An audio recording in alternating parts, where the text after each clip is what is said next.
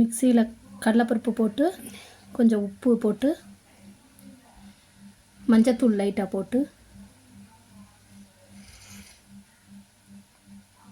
இஞ்சி லேசாக இஞ்சி போட்டு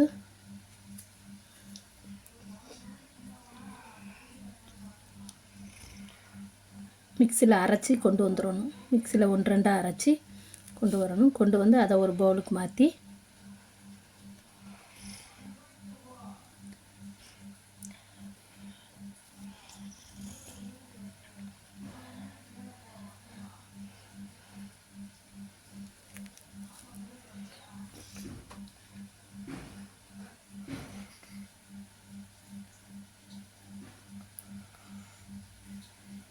பவுலுக்கு மாற்றி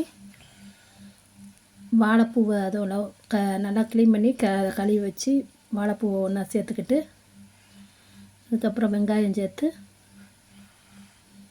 பச்சை மிளகா ஒரு பச்சை மிளகா பொடிசாக கட் பண்ணி அதையும் சேர்த்து 2 பச்சை மிளகா கட் பண்ணி சேர்த்து கொஞ்சம் மல்லி இலை கட் பண்ணி வச்சு அதையும் சேர்த்து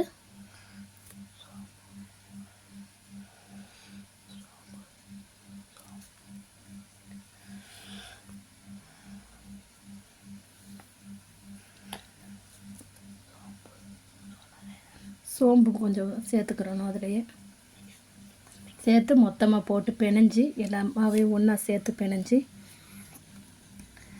எண்ணெயை நல்லா அடுப்பில் ஊற்றி காய வச்சு வடை மாதிரி வடை சேப்பில் தட்டி தட்டி போட்டு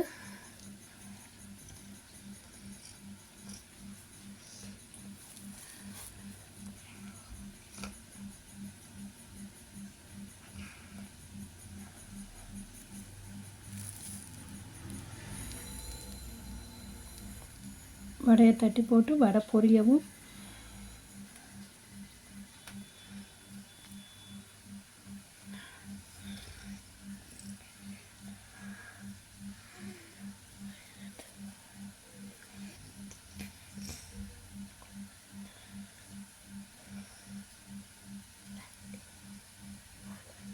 வடையை திருப்பி போட்டு இன்னொரு பக்கத்தையும் வேக விட்டு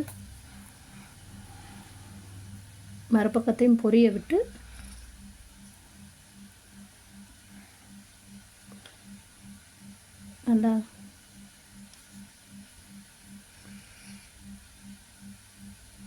நல்லா வேகவும் வடையை எடுத்துட வேண்டியதான்.